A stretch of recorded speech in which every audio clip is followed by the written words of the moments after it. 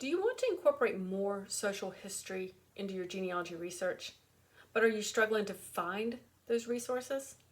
I'm going to help you do that in today's video. Hi, I'm Lisa with Are You My Cousin, where I strive to take the overwhelm out of your genealogy research. Now, social history is a very popular topic in genealogy today, and it should be, because it's about understanding social history, by understanding what is going around and happening in current events during the time period our ancestors lived, by understanding the events and the issues that were impacting their lives.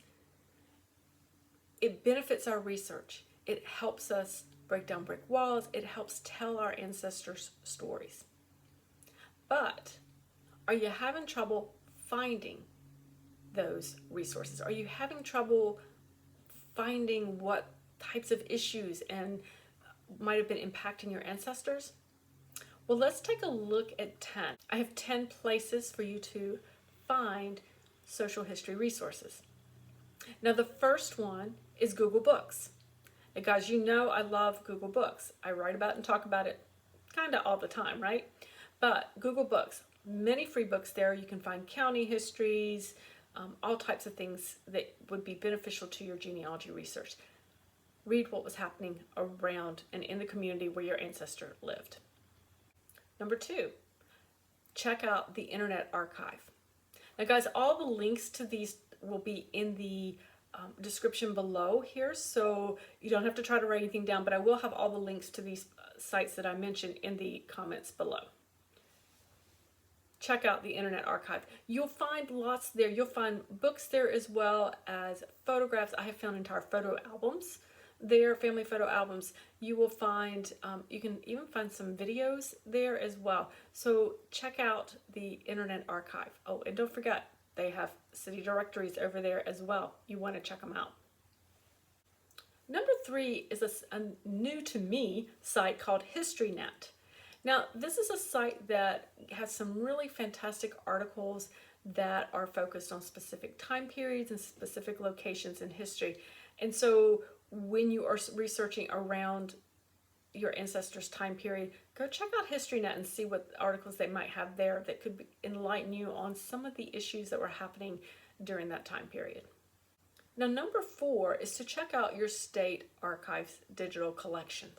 Now, I know this feels almost like a gimme type of topic, but check it out because you're looking beyond just the records. Remember, you're looking beyond just records that might hold your ancestor. You're looking for historical information that could have impacted your ancestor.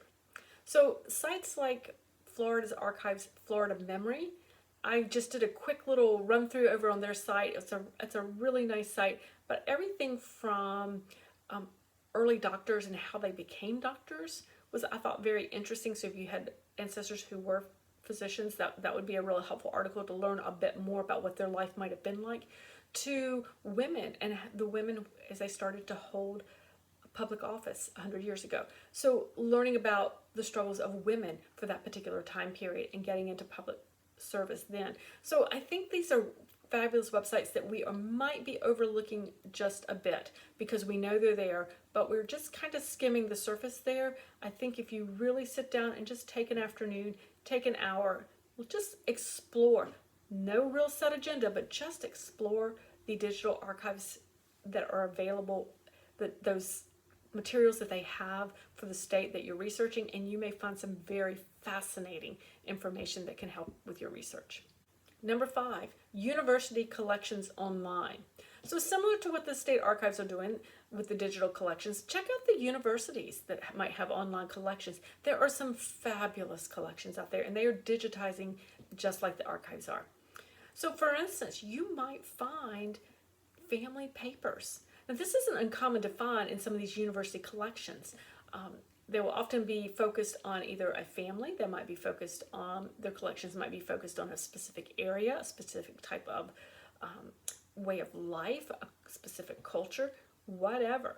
But check out what they have to see what you can find. I was pleasantly surprised in doing some Southern research to find family papers online through the University of South Carolina that I could access the originals, the digital copies of the originals right from my desk. It was fabulous. And I got a little lost going down the rabbit trails because it was just so interesting to see what was there as well. Number 6, chronicling America. Read the newspaper. Now, the newspapers were a big deal for your ancestors. It was a big deal, honest, for my family growing up, because every morning at breakfast, everybody sat around the table reading the newspaper. Well, except me, because after I finished reading the comics, I just went on to read the cereal box. But that's another story. I've come back around, guys. I've seen the error of my ways, and now I read the newspapers, typically historical newspapers. So, Chronicling America is free, obviously, and it is a site that you can go to. You can find fabulous, an incredible number of newspapers that are there. They are digitized, and they are for all across the U.S. So be sure and check out what they have, and don't just limit to like a city or a county newspaper. They have among those collections, you'll see things such as cultural type newspapers. So maybe newspapers that were maybe for an Irish community, or maybe a German community that settled in America. So you can check there as well. So there are all types of information. I love those cultural newspapers because they really discuss and showcase those issues that were important to that particular culture in that particular state or location. So I would encourage you to check them out. Now, here's a tip when it comes to newspapers. When you're reading a newspaper and doing newspaper research, maybe you find your ancestor, maybe you don't. Go ahead and read a good portion of that newspaper, if not all of it, because you will get to see the politics that are happening, the economics that are happening, the social things that are happening. And don't forget the legal section, because you can also find some really fascinating information in those legal announcements as well. Number 7, the Federal Writers Project. Now, this is a really interesting collection that you want to check out.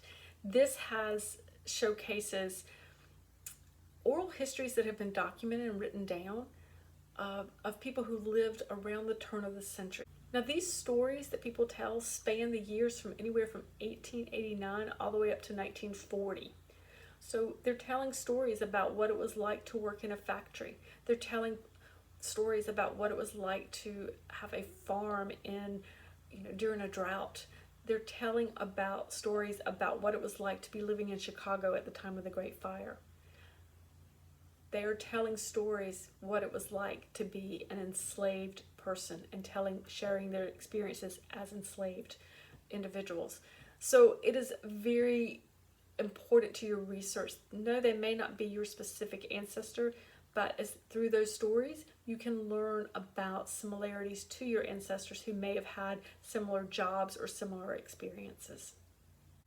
Number 8, the Library of Congress's digital collections. You definitely want to check these out as well. They have some really fantastic and interesting collections there. I really like some of the folk life collections when I'm looking at social history, because you can learn a lot about a state's history. You can learn a lot about the people there, what's important to them, and how they made livings.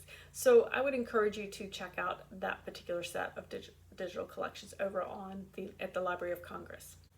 Number 9, the New York Public Library Digital Collection. You'll find a large number of documents here on all topics. Now, what I want you to really remember here is this: not just New York. It covers a wide number of states. I've even found North Carolina things up there in that New York Public Library. So be sure and check out what they have. Don't discount it just because it is New York.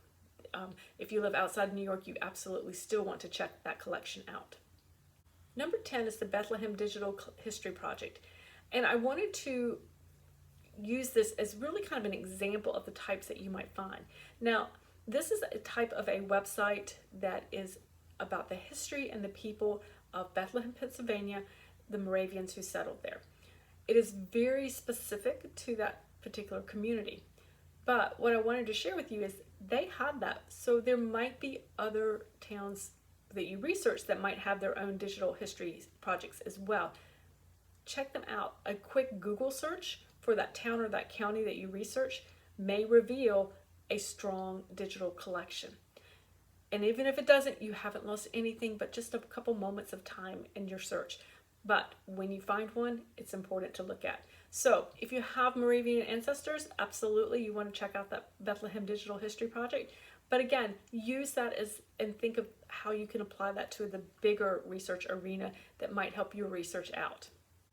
There you have it, guys. That's 10 free resources to find social history that you can use in your genealogy research.